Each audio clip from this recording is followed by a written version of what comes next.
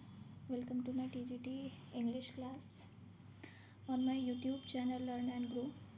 So अभी last two classes ही हुई हैं TGT की, जो लिटरेचर की मैंने स्टार्ट की हैं. सो उसमें लास्ट पॉइंट जो सेकेंड जो क्लास थी उसमें हम लोगों ने लास्ट पॉइंट पढ़ा था 1929 Galsworthy was offered the order of merit, यानी कि इनको ये ऑनर मिला था 1929 में. अच्छा, इससे पहले अगर हम लोग थोड़ा सा रिवाइज़ करें कि हम लोगों ने क्या क्या पढ़ लिया है, तो सबसे पहले हम लोगों ने सिलेबस ही डिस्कस किया था जो हमारी फर्स्ट क्लास हुई थी. इसमें देखा था कि लैंग्वेज लिटरेचर में क्या क्या पढ़ना है, किस तरीके से पढ़ना है, प्रैक्टिस करनी है, क्या पढ़ना है क्या नहीं पढ़ना है, वो सब स्ट्रैटेजी वगैरह डिस्कस की थी. देन नेक्स्ट लिटरेचर की क्लासेस हम लोगों ने स्टार्ट की थी. लिटरेचर में हम लोगों ने राइटर कोई उठाया था कि चलो एक एक राइटर डिस्कस करते चलते हैं. तो सबसे पहले हम लोगों ने गाल्सवर्दी को उठाया था, जॉन गाल्सवर्दी.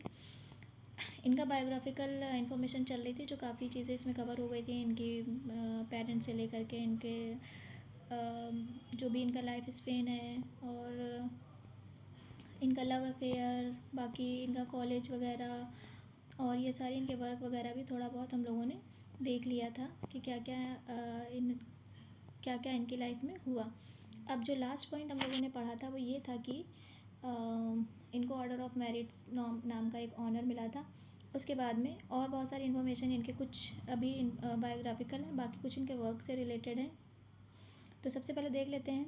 इन 1890 में इनको बार बुलाया गया था, यानी कि जो लॉ से रिलेटेड होते हैं प्रैक्टिस के लिए.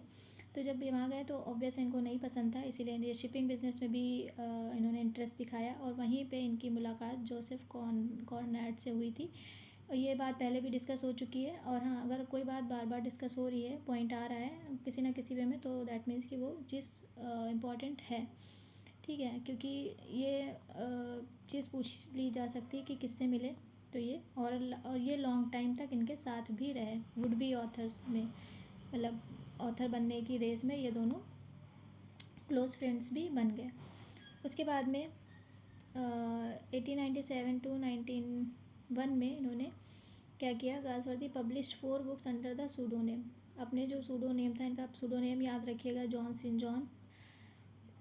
तो इसमें इन्होंने 4 बुक्स पब्लिश की थी, 4 वर्क्स. ठीक, 4 वर्क्स अपने जो हैं पब्लिश किए थे अपने ओन कॉस्ट, यानी कि अपना जितना भी एक्सपेंस हुआ था इन्होंने अपना खर्चा किया था. उसके बाद में his first book published in 1897. इनकी जो पहली बुक थी वो 1897 में पब्लिश हुई थी. Was a collection of short stories title from the 4 winds. तो इस नाम से इनकी जो शॉर्ट स्टोरी का कलेक्शन था, पूछ लिया जाएगा कि शॉर्ट स्टोरी के कलेक्शन का नाम क्या है, तो ये नाम याद रखिएगा, फ्रॉम द 4 विंड्स, जो कि कब पब्लिश हुई थी 1897 में. फिर उसके बाद जब फ्रॉम द 4 विंड्स कर दिया तो 1898 में, यहाँ सन नहीं लिखा है, 1898 में इन्होंने जॉसलिन पब्लिश किया था, और इनका पहला नावल था. ही देन पब्लिश्ड विला रूबिन. अच्छा, सबसे पहले फ्रॉम द 4 विंड्स 1897 में, देन 1898 में जॉसलिन, 1900 में विला रूबिन, और अ मैन ऑफ डिवन 1901 में. ये सब क्रॉनिकल ऑर्डर में लिखा है, तो ये याद हो जाएगा जल्दी, ये सब इम्पॉर्टेंट है. उसके बाद में Galsworthy's father passed away in 1904. He now inherited his father's estate and became financially independent. तो फादर का जो भी था ऑब्वियस है इनका ही हो गया, और सेटल्ड थे काफ़ी पैसे वगैरह से. By now he had also realise that he was not fit for making a living out of law. He there पर, इसीलिए उन्होंने क्या किया, gave up his legal career, अपना लीगल करियर जो भी था उसको छोड़ दिया, और अब डिसाइड किया कि राइटिंग वगैरह में अपना पूरा ध्यान लगाएंगे. फिर इन 1904 Galsworthy publish his first novel under his own name. 1904 में जब इनके फादर की डेथ हुई थी, याद रखिएगा 1904 में इनके फादर की डेथ भी हुई थी, और इसी ईयर में इन्होंने अपना पहला नावल भी पब्लिश कराया था, और टाइटल क्या था, द आइलैंड फेरिसेस. ठीक है. उसके बाद में the story is about unusual young man called Richard Shelton. तो इसमें याद रखिएगा कि क्या बताया गया है, एक यंग मैन की स्टोरी बताई है जिसका नाम है रिचर्ड शेल्टन. उसके बाद में उसके 2 साल बाद इन्होंने क्या किया, 1906 में फर्स्ट प्ले अपना जो सिल्वर बॉक्स है उसको पब्लिश किया 1906 में. ठीक है, सारे सन याद रखिएगा. और जो पहला नावल है वो कब हुआ था और कौन सा है बताइए. बिलोंगिंग टू डिफरेंट, यानी कि justice are applied to people belonging to different classes. ठीक है, मतलब जो इसकी थीम भी, जो इनके वर्क्स हैं थोड़ी थोड़ी थीम भी मैंने यहाँ पे बता दी है, ताकि जब हम लोग ये पढ़ेंगे इनके प्लेस तो इजी हो जाए. ठीक है. and how theft by a rich and a poor man attract different reaction. It was much appreciated by the critics. उसके बाद है 1906 में इन्होंने एक और चीज़ पब्लिश की, क्या थी, मैन ऑफ प्रॉपर्टी, जो कि किसका पार्ट है, ट्रायोलॉजी का। इनका ट्रायोलॉजी कौन सी, फॉरसाइट सागा। इसमें भी इन्होंने किसके बारे में बताया, अपर मिडिल क्लास फैमिली जो कि इनसे बिलोंग करती है, यानी कि ये भी इसी अपर मिडिल क्लास फैमिली से ये भी बिलोंग करते हैं, इसीलिए ज़्यादातर जो भी इनके प्लेज हैं, वर्क्स हैं, वो इन्हीं रिलेटेड हैं, इसकी जो थीम है।